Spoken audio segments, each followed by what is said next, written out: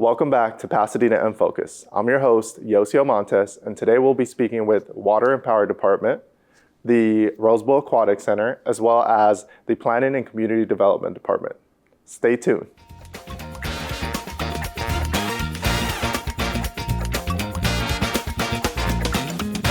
It's Pasadena In Focus. Tonight's guests, Kellee O'Rourke, Cristina Alvarado, and Melanie Sauer.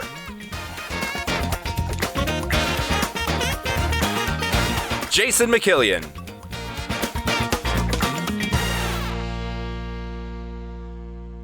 First on the show, we have Kellee O'Rourke with the Water and Power Department. Welcome to the show, Kellee.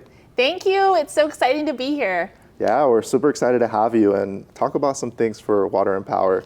So tell us a little bit about what's going on in the month of May. Well, May is one of my favorite months of the year because we join utilities across the nation in celebrating Water Awareness Month. It's a really great opportunity to highlight one of our most precious natural resources, water. So we're doing events, activities, tons of opportunities to connect with the community. We have specialized programming for children, which I'm really excited to tell you about. And we're just celebrating water all month long. I know there's an annual art contest. Can you tell us more about that? So we do an annual art contest in partnership with Metropolitan, and it's really fun and a great opportunity to really highlight and showcase our local artists. So it's open to students in grades kindergarten all the way through 12th grade. Wow. And we'll accept digital art as well as hand-based drawing and painting as well. The theme is Being Water Wise Is. So all of the art submissions really need to convey that theme, and they need to also include a little slogan or what being water wise is really means to these students. And we get some beautiful submissions. In fact, last year, our submissions were so great that we made the cover of the annual Metropolitan Being Water Wise Is calendar. So we're really excited to participate again this year. And again, that's open to all students, grade kinder through 12th, that live in PWP's service territory. And you can find more information about the Being Water Wise Is art contest at pwpweb.com. When is the deadline for the art contest? So all submissions for the Being Water Wise Is art contest are due May 30th, and they can be submitted digitally online, or you can bring them to Pasadena Water and Power's counter at City Hall. What was the Water Town Hall for people that might not know? So Pasadena Water and Power, as part of May is Water Awareness Month, we hosted a virtual town hall about all things water, and it's currently available on our website, pwpweb.com. And it's a great way not only to learn more about our local water, how it gets to you, how we ensure high quality water, where it comes from, but it's also a great opportunity to really get to know more about the leadership at PWP and our water future as well. So that's currently on our website, and I really encourage everyone to just check out the Water Town Hall to really learn more about their water. I heard some great things about the Garden Show and Tell. Can you tell us more about that? So Garden Show and Tell is one of my favorite celebrations of May is Water Awareness Month. And what it is really an opportunity. It's an opportunity for our friends and neighbors that have already converted from thirsty turf to drought-tolerant landscaping to really show how beautiful these gardens can be and how diverse the plantings and elements of these gardens can be. So we ask people who have already done this transformation to submit pictures to us, and then every week we pick a Garden of the Week to showcase on our website and social media channels. So it's a great opportunity not only if you've already done your conversion to really celebrate that, but if you're thinking about it, if you're on the fence, if you don't really know how to start or what it would look like, if you're looking for ideas, this is a great way to really get inspired because these plantings and these gardens are right here in our community. So we know that they're great with our climate. And it's just a really fun celebration of how beautiful these gardens are and how diverse they can be as well. So I really encourage everyone to participate for a chance to be featured as our Garden of the Week. And also just to keep following the Gardens of the Week on our social media channels and our website so everyone can be inspired by these beautiful gardens. Yeah, it seems super easy too to enter. So you just submit through social media or through email. Is there other forms of submitting the information? So what if you don't have that connection of like internet connection? Do you go in person and drop it off at the PWP office at City Hall, or how else can you submit as well? Yeah, so you can absolutely check out the website at pwpweb.com for more information about how to submit. Or again, you can give us a call at 626-744-4005. And we're happy to share how everyone can participate in this exciting opportunity. Can you share with the viewers how they can engage more with the programs at Water and Power? Yeah, absolutely. At Pasadena Water and Power, we're always working to stay connected with and for the community. We have a number of events, workshops, classes going on throughout the year, and the best way to stay up to date to that is on our website at pwpweb.com, or you can call us at 626-744-4005 and speak to somebody on the PWP team about those kinds of opportunities that we have coming up. And if there's anything else that you would like to share with the public, Pasadena residents, that's happening this month or maybe in the summer, is there any other information that you would like to share with us today?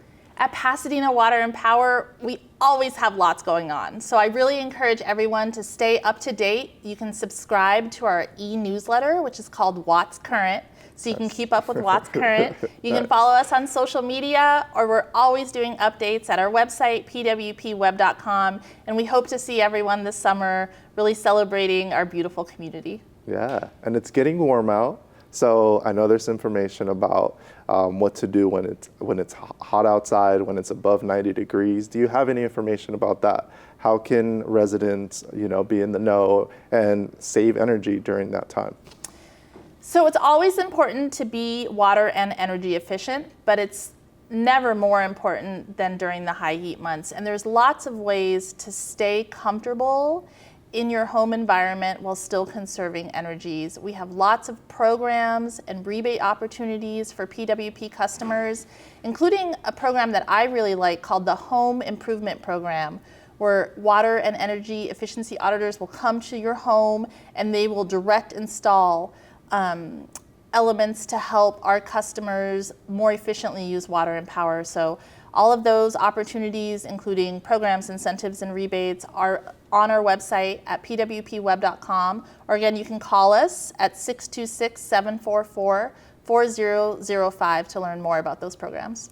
Thank you, Kellee, for coming out and giving us this wonderful information. We really appreciate you being here today. Thank you so much. Thank you for having Pasadena Water and Power and for having me on the show. Thank you. Stay tuned for more Pasadena in Focus. Next on the show, we have Cristina Alvarado with the Rose Bowl Aquatic Center. Welcome, Cristina. Thank you for having me. Well, let's dive right into it. Can you tell us a little bit about the Rose Bowl Aquatic Center? The Rose Bowl Aquatic Center has proudly been serving the Pasadena and greater Los Angeles communities since 1990, empowering generations through aquatic education, fitness, competition, and recreation.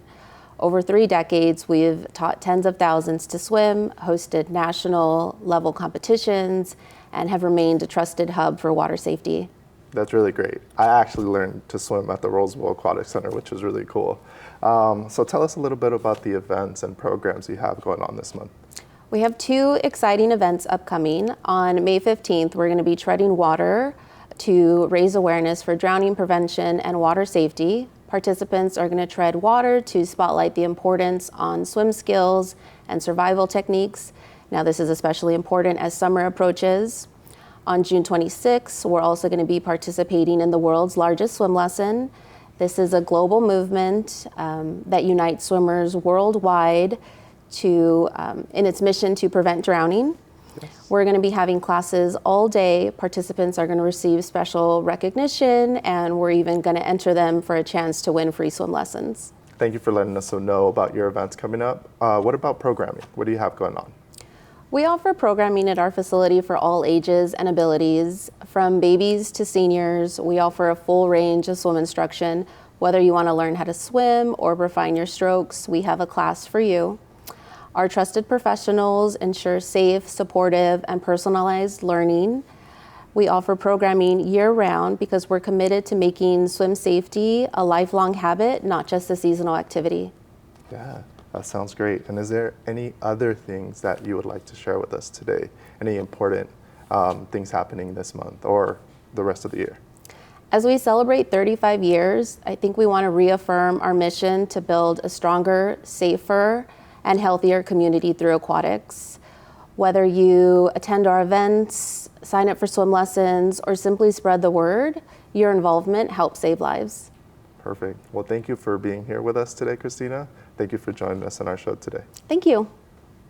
Next on the show, we have Melanie Sauer with the Rose Bowl Aquatic Center. Welcome. Well, thank you for having me. Tell us a little bit about the history about the Rose Bowl Aquatic Center. Sure. In 1990, a group of civic leaders and the City of Pasadena joined together to renovate the facility down in the Arroyo, which is in Brookside Park. And, I think they were so committed to making sure that the programming of the facility was committed to the community. And so we have athletes, we have swim lessons, we have water fitness, we have all kinds of programming that happens there. But when you think about the totality of all the people who've learned to swim over 35 years, it's in the thousands and thousands of folks that have learned. All year long, we're going to celebrate. And this month in May, we are celebrating a joint press conference that we're having. And we'll start by talking about water safety together. And afterward, we're going to have our treadathon, or we'll be treading for water. And as you know, with treading water, it's such a community event. We can come together, we can chat while we're treading, but really what it's doing is building awareness for water safety. And so we hope you can join us for that I'll day. definitely be there. Oh, fantastic. Treading. Great. So great. I'm excited to do that. How can people stay informed about the programs at the Rose Bowl Aquatic Center? They can go to our website at rosebowlaquatics.org, or they can go on social media at the RBAC. If someone were to, or is not familiar with the Rose Bowl Aquatic Center, what is one fun thing that you would say they have to do this at the Rose Bowl Aquatic Center? Wow, that's a great question. I think, starting by if they wanted to come and lap swim, or if they wanted to join a water fitness class, I think that could be really fun for somebody. But if it's something they're not as familiar with water, we have specialists who can teach classes for those who, whether you're young or an adult, to swim, or at least to be a little less afraid of the water. So we welcome everybody. Thank you for being on the show with us today. We'll be right back.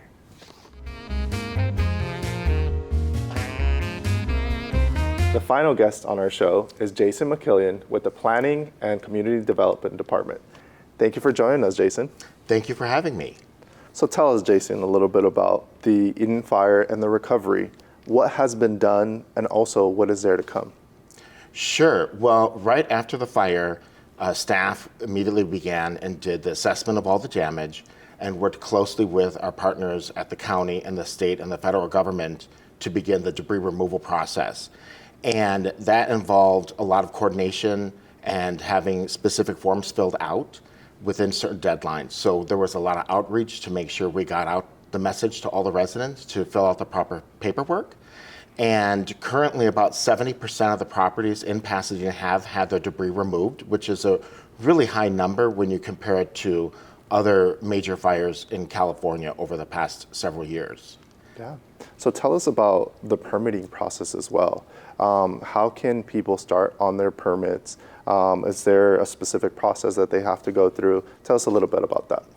Sure. Well, definitely the first major task is to have the property removed. But even for properties that are waiting to have their debris removed, they can submit or speak with their planner or members of staff to submit to have their construction drawings done. And we are looking at expedited timeframes to have those reviews done. would be, for a first review, would be 2 weeks, and any additional reviews after that would be 1 week. And then when people actually begin their construction, throughout the process, there would be different inspections that would need to be done. And so we would provide next day inspections as well. All this is to help get those permits issued as quickly as possible, and then to keep that construction moving forward. Definitely. And during that time, is there any zoning changes affecting the reconstruction? Any information about that? Sure. So from the zoning piece of it, actually we adopted a rebuild ordinance that provides a little bit more flexibility for those who are rebuilding their homes, to give them relief from certain requirements of the zoning code. And from the building side, there is a new building code that will be effective statewide on January. So the draft of that code will be released in July, and so we'll be looking at that immediately to see if there are any changes that would affect those that are still waiting to submit their plans for construction. Yeah, and one popular question that I see online a lot is, will there be any fees waived? That is something that staff is looking at right now. Okay. So we would have more information to share on that later. For sure. And where can people find more information about the whole entire process? For someone that maybe has no clue what's going on, they need to, find the most current information. Is there points of contact? Talk to me a little bit about that. Yes, so we have all the information consolidated on our disaster recovery webpage for the city. So it's cityofpasadena.net /Eaton-fire and then /. And all the information is consolidated on that website. So there would be information. Each of the properties has a designated staff person to help them through the process, as well as a designated planner to help them through the zoning and building process. So they'd be able to look up that information. They'd also be able to submit their plans there, get status updates on their plans as well. There's also links to outside agencies to provide support, whatever that may be, different county, state, and also federal web connections. And also, are there any fire building requirements? Yes, so there are a lot of things that are in the existing building code and fire code, which come from the state. The city does have some added measures on it, but there are certain fire hardening requirements as far as how the walls are constructed or how window openings are constructed, especially if the property is located in a high fire zone, which are usually the properties that are closest to the foothills. There are also landscaping requirements to do more drought tolerant and less flammable type landscaping as well. But those are all things that would also vary depending on where the property is located and how much construction they plan to do. So that's something that they could go and have a one-on-one discussion with their planner or building person. So Jason, where can people go to find more information about planning and community development? Is there a website, phone number that people can call? Sure, yes. We have our webpage, which is cityofpasadena.net /Eaton-fire and then /. And we've consolidated a lot of information on the Eaton Fire on that page for residents as well as businesses. And we also have our help desk line for planning, which is area code 626-744-4009. As well as people can come in person at the permit center, where we have planning, building, and other departments in one location at 175 North Garfield Avenue, and it's kitty corner from City Hall. And also just to note that for those that had their properties destroyed, we do have assigned staff. So they have an assigned, which we call community connector, that can help them with a wide range of things, as well as an assigned planner who can help them one-on-one with the zoning and the building submittal phase as well.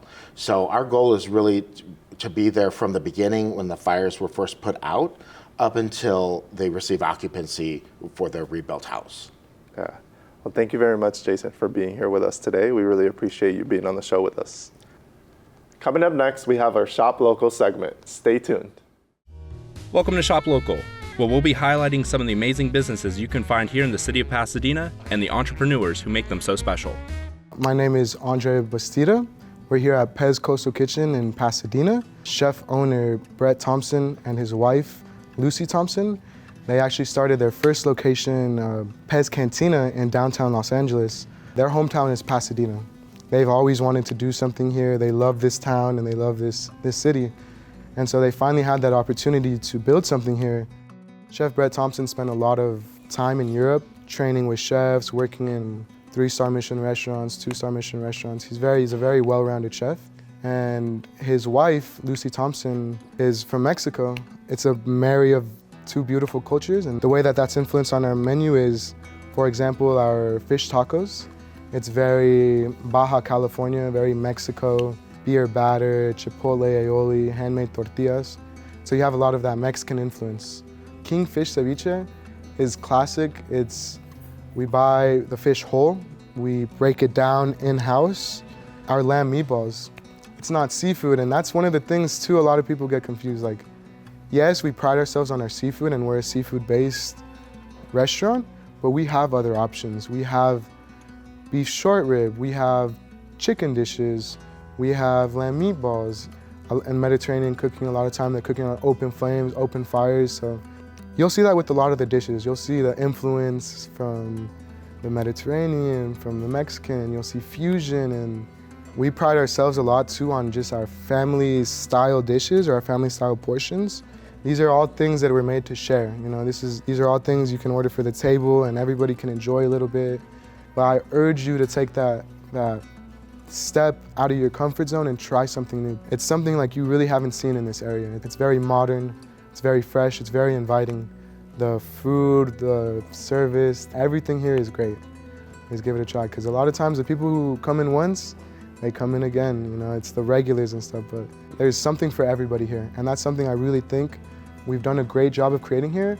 A menu very diverse, where all palates, all flavors, anyone can come in here and find a dish that they're gonna love. The people, the energy, Pasadena has a really nice ambiance. So it's really, really amazing to be part of something like that. To be part of a restaurant in a city that's so alive. We've been working so hard for a year to just put out the best food, the best service and everything. So excited doesn't even begin to just show my eagerness to show the community what we're about here at Pez Coastal Kitchen and what we have to offer. Because I think this is one of the things where you really have to just come down and experience it for yourself, because it's, like I said, it's an experience like you've never had before. And I can't wait to see you guys. Thank you for joining us for Pasadena In Focus. We'll catch you next time.